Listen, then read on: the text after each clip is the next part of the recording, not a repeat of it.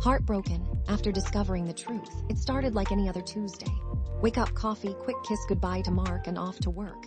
We'd been married 5 years, together for 7. I thought we were happy. We talked about buying a house next year, maybe starting a family. We had plans. Mark had been working late a lot lately. A new project at work, he said. Stressful deadlines, I understood. I was a graphic designer, I knew the drill.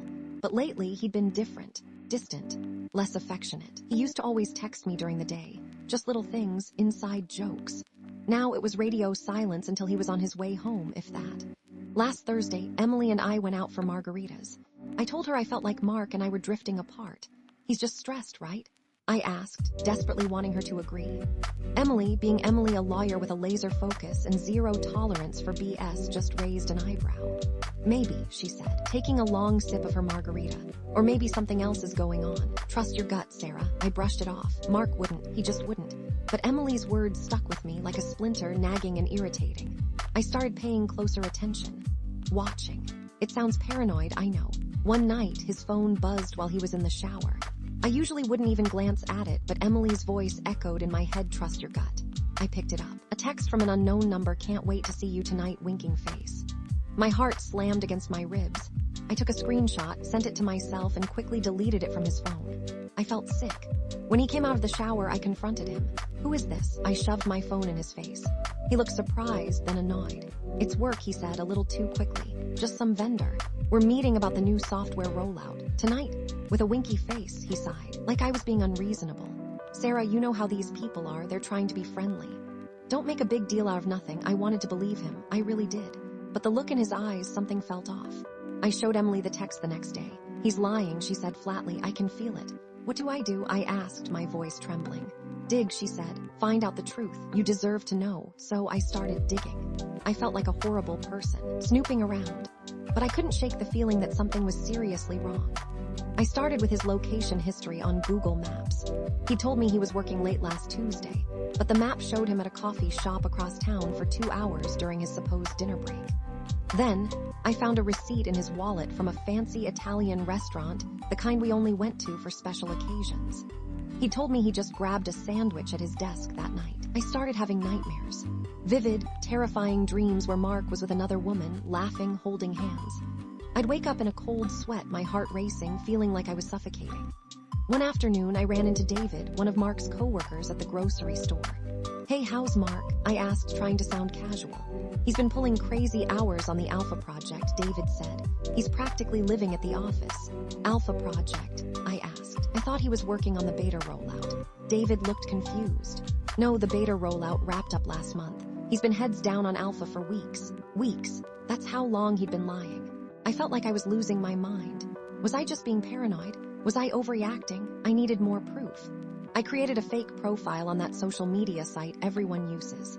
A generic picture, a few fake friends, nothing too obvious. I sent Mark a friend request. He accepted it, and that's when I saw it. A second profile, a private one that I wasn't friends with. My hands shook as I clicked through the pictures. There he was at a company party, laughing, talking to a younger woman with long, blonde hair. Her name was Jennifer. They were standing close, their bodies almost touching. He had his hand on her lower back. The photo was tagged. He had told me he couldn't make that party. I clicked on Jennifer's profile. More pictures. Cryptic quotes about love and happiness. Photos of flowers with captions like, thank you for making me smile. It was her. It had to be. Then I found it. A reservation confirmation in Mark's email. A weekend getaway to a secluded cabin in the mountains. Solo work retreat, he told me. I snapped. He came home that evening expecting dinner, a relaxing night. Instead, he found me waiting, armed with screenshots and receipts. Who is Jennifer? I asked, my voice dangerously calm. He paled. What are you talking about? Don't lie to me, Mark. I know everything. I threw the pictures at him.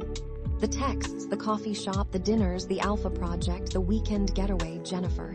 Who is she? He stammered, tried to deny it, but the evidence was overwhelming. Finally, he broke down. It just happened, he said, his voice cracking. I didn't mean for it to go this far. You booked a romantic cabin with her. How far did you think it was going to go? He started to cry. I'm sorry, Sarah, I messed up. I don't know what I was thinking. Who is she to you? She's just a colleague that you're booking romantic getaways with. How long has this been going on? He hesitated. A few months, he mumbled. A few months. My entire world had been a lie for months. Why? I screamed. Why would you do this to me, to us? He looked away, ashamed. I don't know, he said. I've been feeling unappreciated. Like you're not as interested in me as you used to be. She made me feel wanted. So you blamed me. This is my fault. I couldn't believe what I was hearing. The next few hours were a blur of tears, accusations, and shattered promises. I felt like I was watching a movie. Horrible, tragic movie that I couldn't turn off. I told him to leave, pack his things and get out. I couldn't stand to look at him. He didn't argue. He just packed a bag and walked out the door, leaving me alone in the wreckage of our marriage. The next few weeks were the worst of my life. I couldn't eat, I couldn't sleep, I couldn't focus on anything. I called in sick to work. I just lay in bed, staring at the ceiling, replaying every moment of our relationship, trying to figure out where I went wrong. Emily was my lifeline. She brought me food, she listened to me cry, she held my hand when I couldn't stop shaking. She even offered to help me find a lawyer. My parents reacted differently. My mother, ever the optimist, urged me to forgive Mark, to fight for our marriage. Every marriage has its ups and downs, Sarah, she said. You just need to work through it. My father, on the other hand, was furious. That son of a bitch, he said. You deserve better, honey. Get rid of him. I didn't know what to do. Part of me wanted to believe that we could fix things, that Mark regretted what he had done. But another part of me knew that the trust was broken, maybe irreparably. I started going to therapy. My therapist helped me unpack my emotions, to understand that Mark's actions were not a reflection of my worth. She helped me see that I deserved to be happy, whether that was with Mark or without him. One evening, I received a message request on that social media site. It was from Jennifer. My blood ran cold. I hesitated, then clicked on it. Hi, Sarah, it read. I know this is probably the last thing you want to hear from me, but I felt like I needed to say something. I'm so sorry. I know that doesn't change anything, but I truly am. Mark told me you two were separated. I would never have gotten involved if I had known the truth. I stared at the message, numb. Was she telling the truth? Or was this just another lie? A part of me wanted to believe that she was sincere, that she was just as much a victim as I was. But another part of me seethed with anger. It was her. She destroyed my life. I typed out a response, then deleted it. I didn't know what to say. A few days later, Mark called. He begged me to meet him. He said he wanted to talk, to explain, to try to make things right. I hesitated. Part of me wanted to slam the door in his face, to never speak to him again. But another part of me, the part that still loved him, wanted to hear what he had to say. Okay, I said finally. Meet me at that cafe we used to go to, the one where we had our first date. Tomorrow at noon. I hung up the phone, my heart pounding. I didn't know what tomorrow would bring, but I knew that whatever happened, I would be okay. I was stronger than I thought. Ending option 1, divorce. I met Mark at the cafe. He looked terrible. His eyes were bloodshot, his hair was a mess, and he'd lost weight.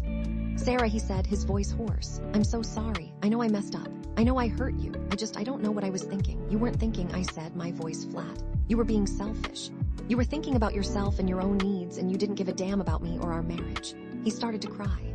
I love you, Sarah. I swear I do. I want to fix this. I want us to go back to the way we were. We can't go back, Mark, I said.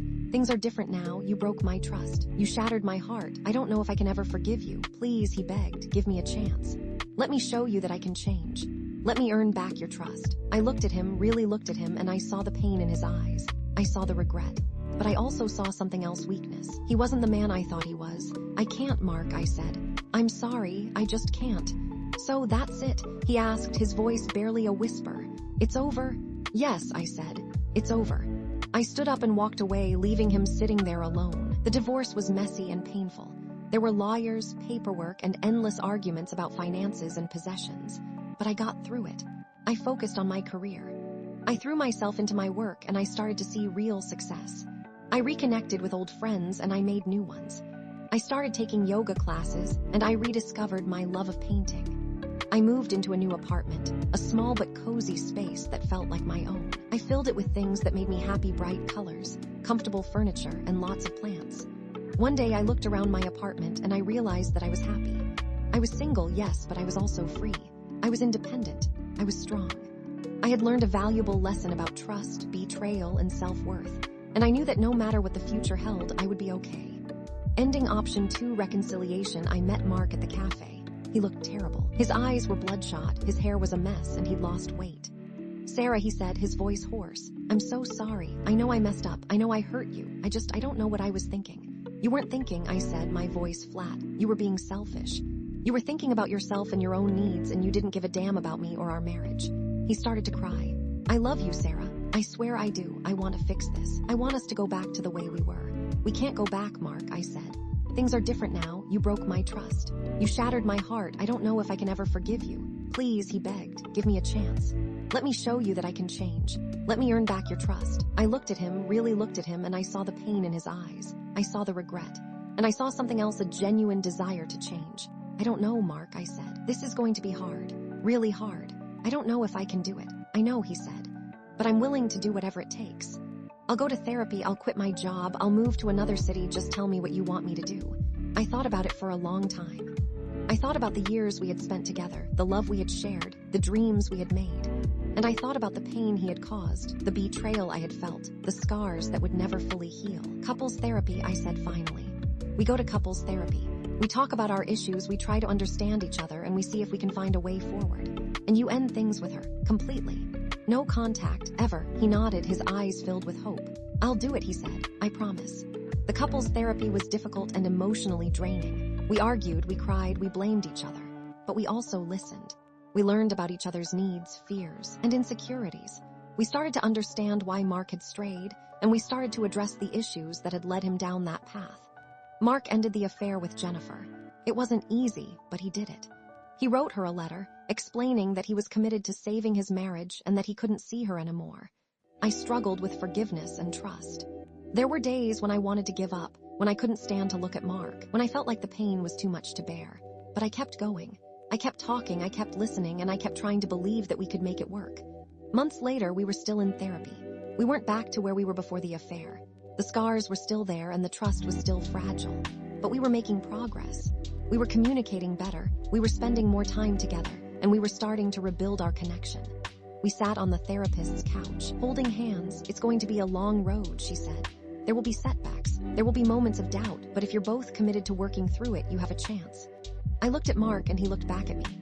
I saw the love in his eyes, but I also saw the pain, the regret, and the determination. We're going to try, I said. We're going to try our best. Ending option 3 cliffhanger. I met Mark at the cafe. He looked terrible. His eyes were bloodshot, his hair was a mess, and he'd lost weight. Sarah, he said, his voice hoarse. I'm so sorry. I know I messed up. I know I hurt you. I don't know what I was thinking. You weren't thinking, I said, my voice flat. You were being selfish. You were thinking about yourself and your own needs, and you didn't give a damn about me or our marriage. He started to cry. I love you, Sarah. I swear I do. I want to fix this. I want us to go back to the way we were. We can't go back, Mark. I said, things are different now. You broke my trust. You shattered my heart. I don't know if I can ever forgive you. Please, he begged, give me a chance. Let me show you that I can change. Let me earn back your trust. I looked at him, really looked at him, and I saw the pain in his eyes. I saw the regret, and I saw something else, desperation. I don't know, Mark, I said. I need time. I need to think about what I want, what I need. I need to figure out if I can ever trust you again. What does that mean? He asked, his voice trembling. It means I don't know if I want to stay married to you, I said. I don't know if I can forgive you. I don't know if I can ever look at you the same way again. He reached out and took my hand. Please, Sarah, he said, don't give up on us. Don't throw away everything we've built together. I looked at our hands intertwined and I felt a wave of emotion wash over me. Love, anger, sadness, confusion, it was all swirling inside me, a chaotic mess. I need to think, I said, pulling my hand away. I need to figure out what's best for me. When will you know? He asked. When will you make a decision? I don't know, I said. I just don't know. I stood up to leave. Sarah, please, he called after me. I paused at the door. I'll call you, I said. But don't expect anything. I need time. I walked out of the cafe, leaving Mark sitting there alone. I didn't know what the future held. I didn't know if I would stay with Mark or if I would walk away. All I knew was that I needed to take care of myself. I needed to figure out what I wanted. Later that day, I scheduled an appointment either with Mark to tell him my decision or with a lawyer to start the divorce process. The appointment was set for next week. I closed the laptop. The choice was mine, and I still didn't know what it would be.